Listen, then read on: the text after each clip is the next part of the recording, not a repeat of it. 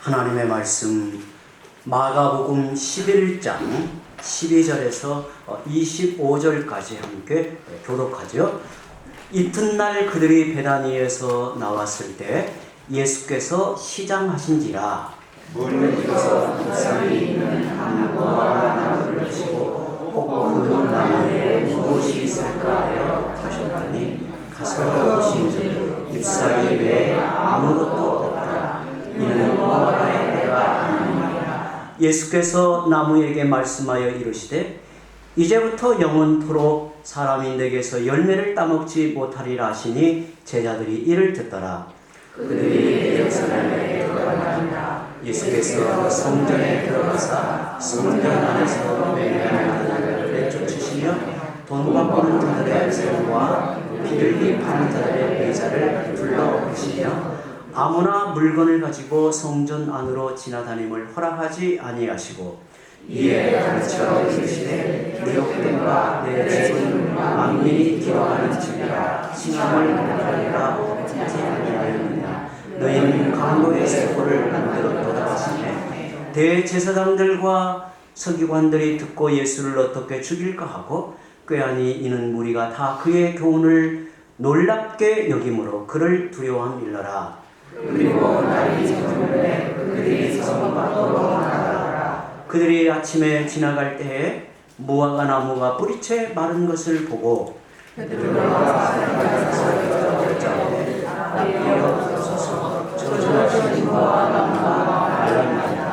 예수께서 그들에게 대답하여 이르시되 하나님을 믿으라. 내가 진실로 너희에게 이르노니 누구든지 이 산더러 들리어 바다에 던져지라 그 말하는 것이 이루어질 줄 믿고 마음에 결심하지 않으면 그대로 되리라. 그러므로 내가 너희에게 말하노니 무엇이든지 기도하고 구하는 것은 받은 줄로 믿으라. 그리하면 너희에게 그대로 되리라. 서서 기도할 때 아무에게나 협의가 있거든 용서하라. 그리하여야 하늘에 계신 너희 아버지께서도 너희의 부모를 사하여 주시리라. 아멘. 우리가 지난 한 달여 동안 마가복음을 통해서 우리의 주님 그리스도에 대하여 좀 더 깊고 풍성히 알게 하시고 이 땅에 주님 계실 때 행하신 일 또 가르치신 교훈의 말씀을 통해서 우리가 신자로 나아가는 길을 좀 더 인도받게 하신 하나님께 감사, 또 우리 함께 참여하신 모든 성도들에게 감사를 드립니다. 오늘 이제 마지막 마가복음 11장 이 말씀을 함께 나누고 이제 마가복음은 잠시 중단하고요. 나중에 또 기회가 되면 우리가 살펴보실 만한 말씀에 대해서는 또 함께 이어가겠습니다. 우리가 성도로서 믿음 생활을 잘 하는 비결이 무엇일까요? 우리가 신자로서 신앙생활을 참되게 하는 길은 무엇일까요? 그것을 한마디로 말한다면 하나님과 코드를 맞추는 겁니다. 코드가 맞지 않으면 어긋날 수밖에 없고 결국 통하지 않아서 쓸모없게 되죠. 하나님과 코드를 맞춘다고 하는 것은 쉽게 말하면 하나님이 좋아하시는 것을 나도 좋아하고 하나님이 싫어하시는 것을 나도 싫어하는 겁니다. 하나님이 중요하게 여기시는 것을 나도 중요하게 여기고 하나님께서 하찮게 여기시는 것을 나도 그렇게 대하여 사는 것입니다. 사실 이에 대하여 아는 것은 단순하지만 이것을 우리의 삶 속에 적용하여 우리의 인생 걸음을 그렇게 행하여 가는 것은 쉽지 않습니다. 당시의 바리새인들은 이런 점에서 예수님께 혹독한 책망을 들었습니다. 그들에게는 열심이 있었지만 하나님과 코드가 맞지 않았습니다. 하나님이 하찮게 여기시는 것을 그들은 집착하듯이 매달려 살았고 하나님이 중요하게 여기시는 것을 오히려 무시하며 산 사람들, 어찌 보면 하나님과 전혀 다른 길로 나아갔던, 그러면서도 하나님을 잘 알고 있고 하나님을 위해서 산다고 오해했던 사람들, 그들을 향해 주님은 크게 책망을 하십니다. 이런 면에서 오늘 말씀은 우리에게도 대단히 중요한 교훈입니다. 과연 하나님이 중요하게 바라시는 것이 무엇일까요? 우리가 성도로서 살아가는데, 신자로 살아가는 우리의 걸음에서 하나님이 가장 중요하게 바라시는 것이 무엇일까요? 먼저 하나님이 우리에게 가장 바라시는 것은 열매 맺는 삶입니다. 열매를 맺는 삶이에요. 우리 성도들 농사를 짓는데, 하나님 농사를 짓는 과정이 쉽지 않죠. 정말 땀을 흘리고 진액을 쏟아 몸이 고뇌질 만큼 수고의 땀을 흘려서 농사를 짓습니다. 만약에 열매가 없다면 어찌 될까요? 정말 우리가 받아들일 수 없는 거죠. 하나님도 마찬가지. 사실은 하나님도 우리를 통해서 하나님의 농사를 짓는 거예요. 하나님의 농사를 짓는데 우리에게서 열매가 없다면 하나님은 어떻게 생각하실까? 예수님은 드디어 예루살렘에 입성하여 메시아 즉위식을 마치고 베다니에 오셔서 길을 가시다가 한 무화과 나무를 저주하십니다. 예수님이 즉위식을 마치고 가장 처음 하신 일이 무화과 나무를 저주하신 일이에요. 우리는 보통 경사스러운 일이 있으면 그 여운을 오래 간직하기 위해서 가능한 좋지 않은 일은 되도록 피하려고 하죠.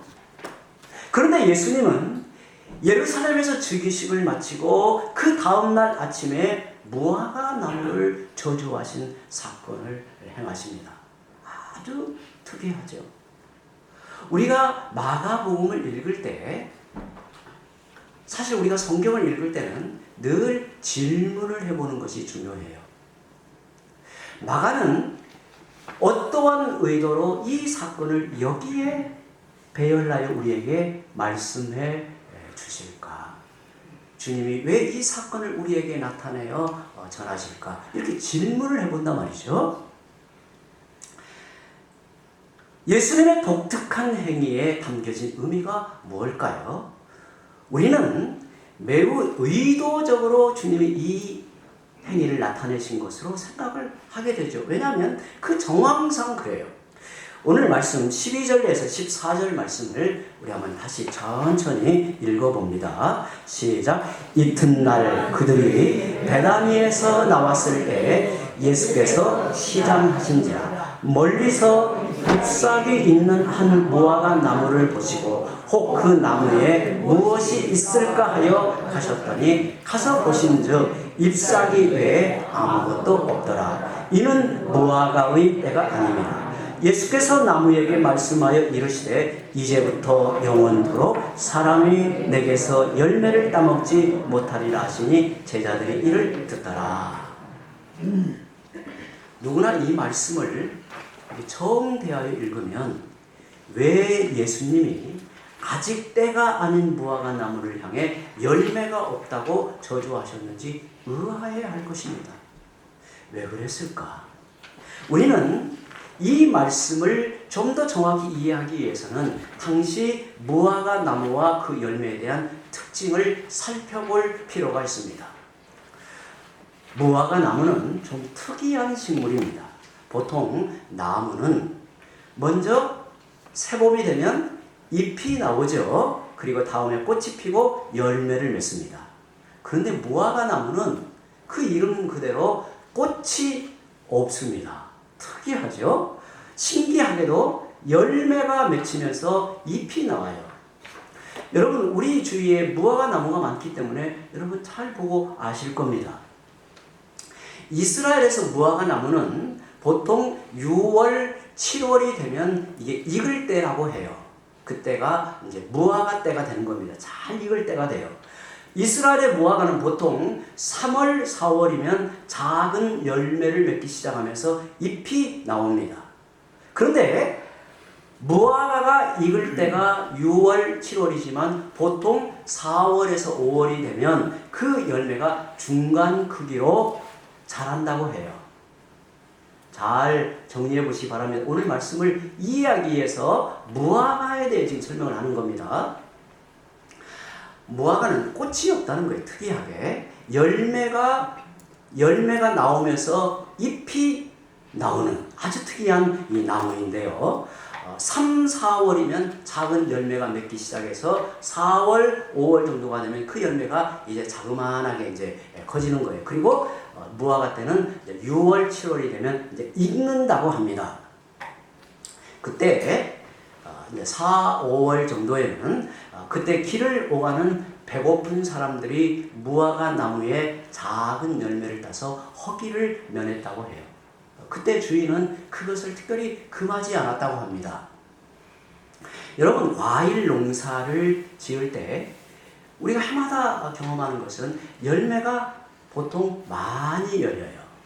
열매가 적게 열릴 때도 있지만 열매가 보통 많이 열려요. 그러면 어떻게 해줍니까?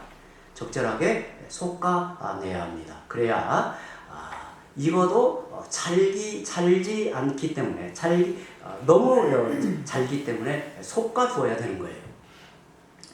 당시에 가난한 이웃들이 아직 작은 많은 열매들 중에서 적당히 따먹고 시장길을 면했다고 하는데 한편으로 보면 솎아내기를 도와주는 격이에요. 그래서 주인들도 특별히 금하지 않았다고 해요. 그런데 무화과 이 때가 되기 전에 4월, 5월 정도에는 그 맛이 완전하게 들진 않아도 어느 정도 먹을 만한 정도, 허기를 면한 정도가 되었다고 해요. 그런데 예수님이 멀리서 잎이 무성한 무화과 나무를 보셨습니다. 잎이 무성하다는 말은 당연히 무화과 열매가 있을 것으로 보았던 거예요. 무화과는 열매가 맺히면서 잎이 나온다고 했죠. 그래서 13절에 아직 무화과 때가 아니라고 한 것은 이러한 정황을 모르면 이게 오해하기 십상이에요. 여기서 말하고 있는 무화과의 때라고 하는 것은 6월, 7월이 되어서 무화과가 완전히 익을 때를 말하는데 지금 예수님은 한 4, 5월경에 있었던 상황을 지금 말하고 있는 겁니다. 무화과가 완전히 익은 때는 아니지만 작은 열매라도 달려 있어야 하는 때인데 이 무화과는 좀 특이하게 잎은 무성한데 열매가 하나도 없었다는 거예요. 그래서 예수님이 가서 보시고 실망하여 그 나무를 저주하셨다 라고 하는 것이 오늘 말씀의 요지입니다. 혹시 여러분 중에는 오늘 말씀을 듣는 여러분 중에는 열매가 없다고 해서 그 나무가 죽도록 저주할 필요까지 있는가? 이렇게 생각하시는 분도 있을 거예요. 하지만 이 속에는 예수님의 중요한 가르침이 담겨 있었던 거예요. 그러니까 우리가 마가복음을 읽을 때 어떤 사건, 어떤 상황을 우리의 입장에서, 우리의 상황에서 말씀을 이해하여 들어가면 이해되지 않은 것이 많습니다. 그리고 그 의미를 제대로 알기가 어려워요. 그런데 예수님은 뭔가 중요한 가르침을 제자들에게 전하기 위해서 이 상황 속에서 이 사건을 그들 앞에 나타내 보이는 거예요. 예수님은 단지 분노하여 무화과 나무를 저주하신 게 아닙니다.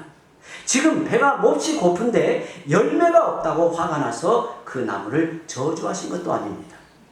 예수님은 제자들에게 매우 중요한 뜻을 가르치고자 이 사건을 나타내고 있는 거예요. 예수님은 이 사건을 통해 신자들의 삶에서 반드시 경계해야 할 것이 무엇인가를 가르치고 계시는 겁니다. 성도 여러분, 무거운 눈꺼풀을 좀 더 힘을 내고 눈을 좀 생기 있게 번쩍번쩍 눈을 뜨시고 저를 한번 보시기 바랍니다. 제가 신학교에 가서요. 저는 대학 때 자연과학을 공부하고 생물학을 공부하고 신학교를 가니 이제 신학은 이제 인문학 쪽이니까 이게 도대체 이해가 안 되고 공부하는 게 어렵더라고요. 제가 한 학기를 다니고 여차 사정이 있어서 휴학을 하고 1년 있다가 다시 이제 복학해서 1학년 2학기를 이제 시작을 해서 다니는데요. 혼자 고민을 해봤어요. 어떻게 하면 공부를 잘하는 비결이 뭘까? 제가 생각한 것은 바로 이 자리, 선생님 교탁 바로 앞에 앉아서 선생님의 얼굴을 뚫어지게 쳐다보자. 근데 이게 효과적이더라고요. 일단 집중하게 되고요. 참 저는 공부를 잘하는 스타일은 아닌데 그 어느 학기에 제가 정암장학금을 받게 됐어요. 이 정암장학금은 합신에서 굉장히 영광스러운 장학금입니다.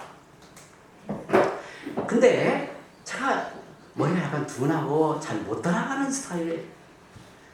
근데 정말 선생님의 얼굴에 구멍이 나듯이 막 뚫어지게 쳐다보고 막 강의를 이렇게 붙들려고 하니까 이게 정리가 되고 들어오더라고요.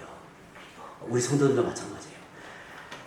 눈에 좀 힘이 들어가야 됩니다. 눈을 좀 뜨시고요. 저를 이제 중요한 이 말씀의 깊이로 들어갑니다.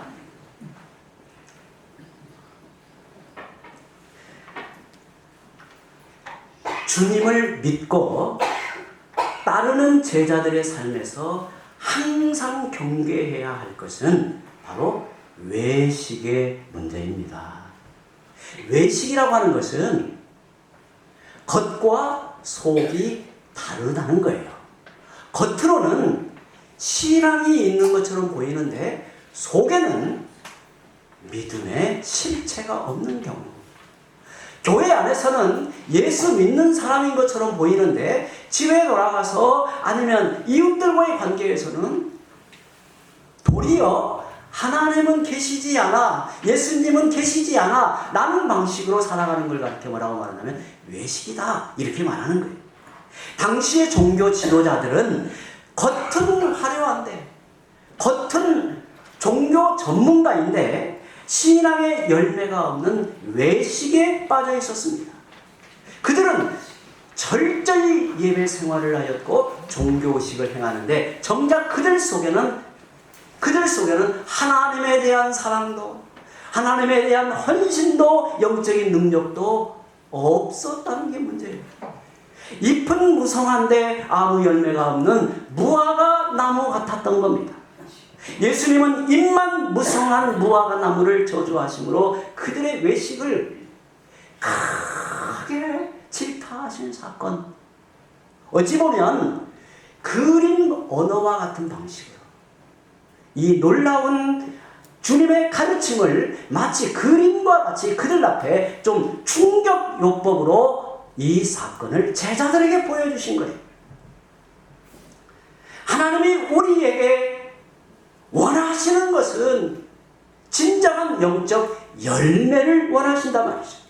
결국 바라시는 것은 영적인 열매를 바라고 계신단 말이죠. 주일마다 교회에 오셔서 예배를 드리고 말씀을 듣고 기도하고 봉사하는 삶은 성도들에게 매우 중요한 일이에요. 이것은 신자로서 매우 중요한 일입니다. 그럼에도 이것은 넓게 보자면 잎에 해당이 돼요. 넓게 보자면 이것이 입에 해당한단 말이죠. 이 모든 삶이 주님께 인정받기 위해서는 반드시 한 가지가 따라와야 하는 겁니다. 그것은 바로 영적인 열매라는 거예요. 하나님을 깊이 사랑하며 언약 백성으로 주님을 따라가고 자원할 주의 일에 헌신하는 열매입니다. 기도 속에 성령의 인도하심을 따르고 주님과 교제하며 새롭게 변화된 마음이 우리 안에 열매로 요구된단 말이죠. 하나님은 우리에게 이런 열매를 기대하고 바라십니다.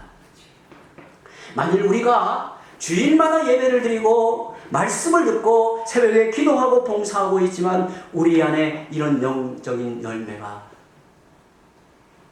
없다면, 저는 우리 성도들에게 이런 열매가 다 있는 줄 알고 또 함께 성도들과 자라가고 있는데 이런 열매가 전혀 없다면 이것을 가르쳐 잎만 무성한 무화과 나무가 주님의 저주를 받아 말라 비틀어진 것이라고 말하는 거예요. 여전히 남 이야기하는 거 좋아하고 비판적이며 욕심이 앞서고 자기중심적으로 살아가고 있다면 이는 바로 말라 죽은 무화과 나무와 같다는 겁니다. 잎은 무성한데 열매가 없는 외식이 가득한 삶입니다. 예수님은 이 상징적인 사건을 통해서 제자들을 경고하실 뿐만 아니라 우리의 신앙생활을 돌아보라고 하시는 겁니다. 우리의 신앙생활을 돌아보라고 하시는 겁니다. 다음으로 주님이 우리에게 원하시는 열매는 청결한 삶입니다. 주님이 우리에게 경계하시는 것은 외식이라고 한다면 주님이 우리 안에 원하시는 열매는 청결한 삶입니다. 주님은 무화과 나무를 저주하신 후에 곧이어 성전에 들어가셔서 거기에서 장사하는 자들을 몰아내셨다고 해요. 소위 성전 정화 사건을 또 나타냅니다. 성전을 깨끗이 본래 성전의 기능을 따라 정화했다는 말이에요. 이 또한 평소의 주님의 모습과 달리 보여요. 본문 17절을 한번 볼까요? 17절 보세요. 이에 가르쳐 이르시되 기록된 바 내 집은 만민이 기도하는 집이라 칭함을 받으리라고 하지 아니하였느냐? 너희는 강도의 소굴을 만들었도다 하시네. 성전에 있던 사람들이 이 말을 듣고 얼마나 충격을 받았을까? 저는 생각을 해봅니다.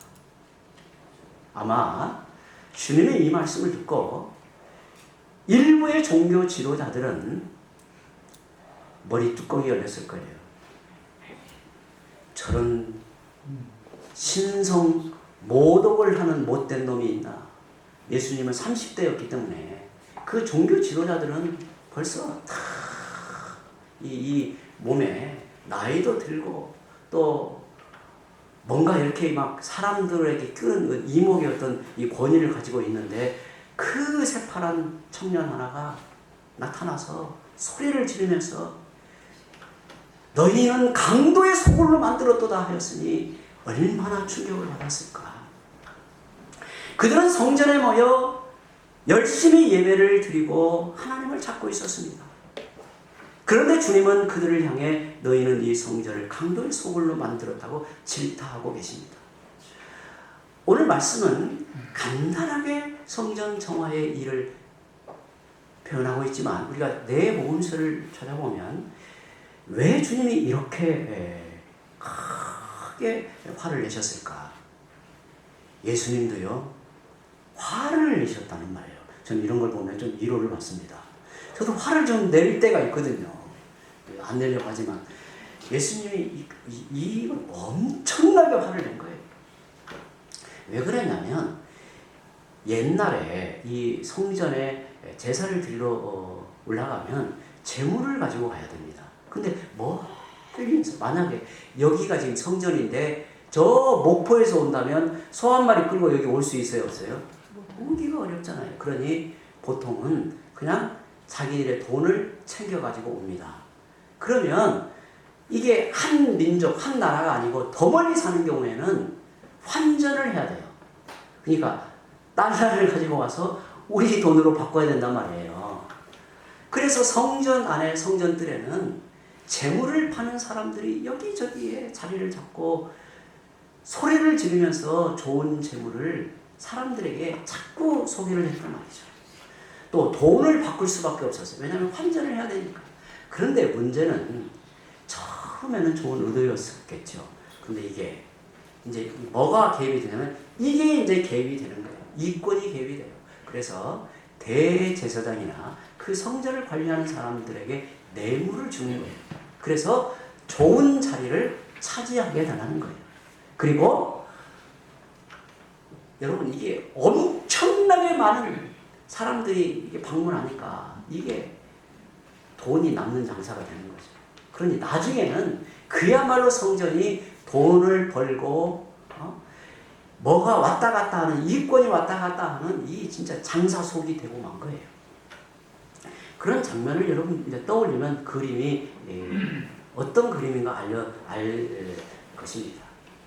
주님이 왜 이렇게 과격한 말씀을 쏟아내십니까? 왜 장사하는 자들을 내어쫓고 돈 바꾸는 자들의 상을 뒤엎고 채찍으로 후려치십니까? 주님은 이런 행위를 통해서 강력한 메시지를 전하신 거예요.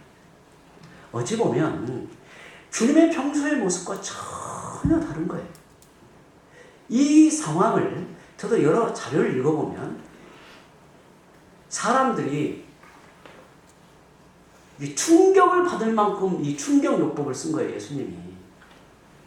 이것은 바로 영적인 청결을 가르치고자 한 거예요. 하나님이 우리에게 진정으로 원하시는 것은 영적인 청결, 마음의 청결, 마음의 청결. 어떤 종교 행위들보다 더 중요한 문제란 말이죠. 정말 중요한 것은 우리 마음의 영적 순결이에요. 놀랍게도 구약 성경을 보면 이스라엘 백성이 하나님께 대하여 간음을 행하였다라고 선지자들이 질책을 합니다. 이스라엘 백성이 하나님께 대하여 간음을 행한 자들이다라고 말하고 있어요. 그것은 바로 하나님보다 다른 것을 더 우선으로 여기며 그것들의 마음이 이끌려 빼앗기며 살았다는 거예요. 성경은 이를 가리켜 영적 간음이라고 말합니다. 당시의 종교 지도자들은 날마다 성전에 모여 예배를 드렸습니다. 하지만 그들의 마음 깊은 곳에는 하나님보다 더 중요한 것이 작용하고 있었어요. 하나님에 대해 항상 말하지만 그들의 마음속에는 하나님이 중심에 계시지 않았단 말이죠. 그들이 하나님을 믿지 않은 게 아닙니다. 문제는 그들의 마음에 하나님보다 더 애착하는 것이 있었다는 거예요. 그들에게는 하나님보다 돈이 더 우선이고 자신의 권리가 더 중요했단 말이에요. 성전은 만민이 하나님께 은혜를 구하며 기도하는 것인데 그들은 거룩한 성전마저 제 욕심을 채우는 것으로 변질시켰습니다. 그래서 예수님은 그들을 향해 너희가 이 성전을 강도의 소굴로 만들었다고 질타하십니다. 사랑하는 성도 여러분, 저는 오늘 이 말씀, 우리가 잘 알고 있는 익숙한 말씀, 우리가 마가복음을 함께 읽고 이 중요한 주의 말씀을 나누면서 제 자신을 향한 주님의 생각은 어찌할까? 어찌 보면 한국 교회 안에 이 잡탕 교회를 만든 주범은 저는 목사라고 생각합니다.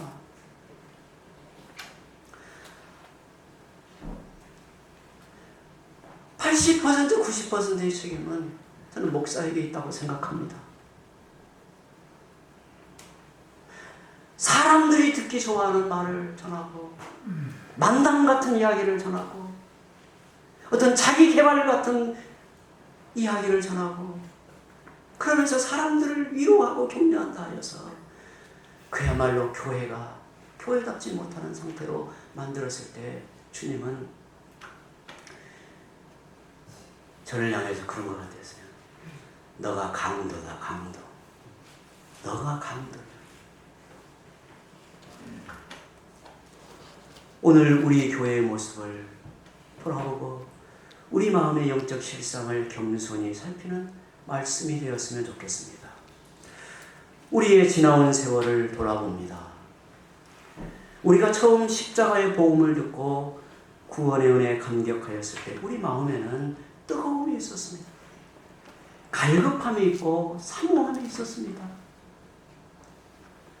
사교회를 한다고 하면 몇 달 전부터 마음을 준비하고 은혜를 사모하고 이 한국교회의 초기 역사를 읽어보면 눈물겨운 일들이 많아요. 저는 어떤 부분에 있어서 가장 감동적이었다면 빨리 예를 들어서 광주에서 사교회를 한다고 하면 광주에까지 뭘 들고 가냐면 심지어 솥단지까지 이고 간다는 거예요. 양식을 싸가지고 가서 거기에 가서 한쪽에서 솥을 걸어놓고 거기서 밥을 해먹으면서 은혜를 받았다는 거예요. 우리 한국교회 초기에 이렇게 은혜를 사모하고 은혜를 갈망하고 하나님에 대한 열망이 불타올랐던 거예요. 그렇지만 오랜 세월이 지나고 모든 것이 익숙해지면 우리 영혼의 게으름과 실증이 나타나기 시작합니다. 우리 영혼의 두려운 위기는 이렇게 시작이 되는 겁니다. 우리가 하나님의 은혜로 자라가지 않으면, 하나님의 은혜 안에서 장성함에 이르지 않냐면 인간은 누구도 피할 수 없는 신앙의 본질에서 벗어나기가 쉬워요. 오늘날 교회 안에 하나님을 참으로 사랑하는 신자들이 얼마나 될까요? 정말 우리 성도들끼리 우리 함께, 저는 우리 성도들을 사랑하고 우리끼리니까 한참 이야기를 해보죠.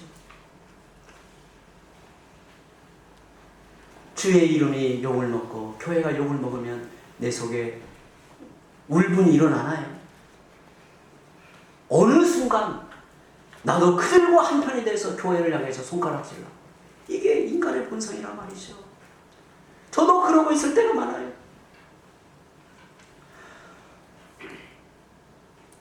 어떤 때는 제 자신에 대해서 정말 탄식이 될 때가 있어요. 탄식이. 저는 우리 성도들과 5월 한 달 동안 마가복음을 함께 나누고 마지막에 결론과 같은 이 말씀을 택한 이유는 제 자신이 먼저 책망의 말씀, 주의 말씀을 듣고자 했던 거예요. 다시 신앙을 가다듬고 주를 향해 나아가고자 했던 마음이 내 안에 강렬했던 거예요. 저도 마가복음을 반복해서 읽고 마가복음의 자료를 읽고 묵상하면서 많은 주의 음성을 들었어요. 주의 음성을 들었어요. 주님이 물으십니다. 너 나 사랑하니? 네 인생에 생명이 되고 있니? 네 인생에 가치로 주님이 계시는가? 묻는 거예요.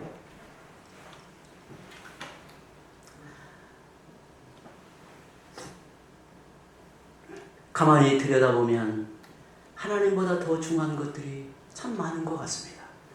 그것이 자존심이기도 하고 자기 명예이기도 하고 자기 유익이 그 자리에 차지하고 있습니다. 그렇다고 하면 하나님의 교회를 강도의 소굴로 만들고 있는 겁니다. 우리들 마음속에 하나님보다 더 중요한 것이 자리 잡는 순간 우리는 신자의 길에서 그릇되어 가고 있는 거예요. 성경은 우리 마음을 가리켜 하나님의 성전이라고 말해요. 만일 예수님이 오늘 하나님의 성전인 내 마음에 찾아오시면 주님의 마음은 어떠하실까요? 주님의 마음이 흡족하고 기뻐하실까요? 주님 마음에 편안함이 되실까요? 아니면 채찍을 들어 정리하실까요? 하나님이 진정으로 우리 삶에서 원하시는 것은 영적 열매와 영적 청결이라는 것이 오늘 말씀의 가르침입니다. 그러면 영적 열매와 영적 청결함을 이루기 위해서 어떻게 해야 할까요? 어떻게 해야 할까요? 예수님은 그 비결에 대해서 친히 제자들에게 실물을 보여주며 가르치고 계십니다. 다음날 제자들이 예수님과 함께 그 무화과 나무 옆을 지나고 있는데 놀라운 광경을 보게 됩니다. 하루밖에 지나지 않았는데 예수님이 저주한 그 무화과 나무가 뿌리째 말라 죽어 있었습니다. 제자들은 그것을 보고 깜짝 놀란 거죠. 21절에 선생님이여 보소서 저주하신 무화과 나무가 말랐나이다. 그때 예수님이 그들에게 이렇게 말씀하십니다. 22절부터 25절 우리 같이 한번 예수님이 이에 대하여 뭐라고 말씀하시는가?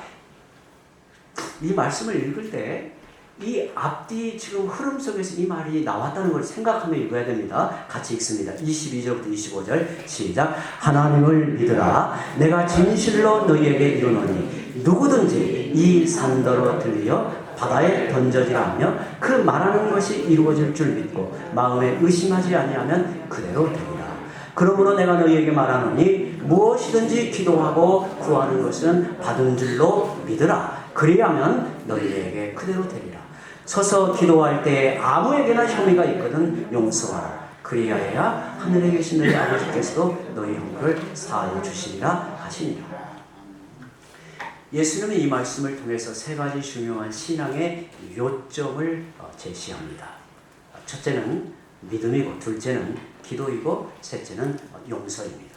이 주제를 따로 떼어서 생각할 수도 있겠지만 앞뒤 문맥으로 볼 때 예수님은 앞에서 언급하신 영적인 열매와 영적인 청결에 대하여 계속 이어서 말씀하신 것으로 보여요. 다시 말해 하나님의 성전인 우리 마음을 어떻게 청결하게 하고 입만 무성한 외식을 버리고 어떻게 영적인 열매를 맺을 수 있을까에 대해 말씀하고 있는 겁니다. 예수님은 그 대답으로 세 가지를 말씀하십니다. 그것은 믿음과 기도와 용서입니다. 이제 말씀을 맺어갑니다.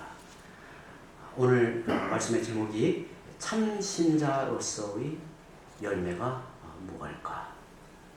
이 결론에서 주님은 이 세 가지를 우리에게 제시하는 겁니다.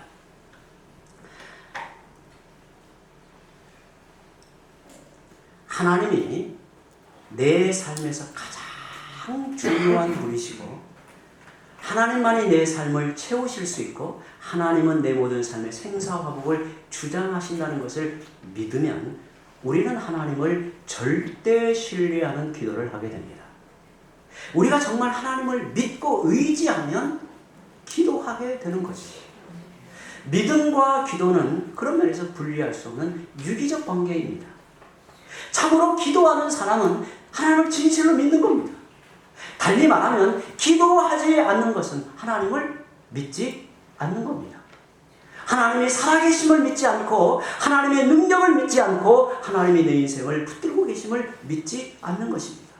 하지만 그것을 믿으면 기도하게 되는 거죠. 그런데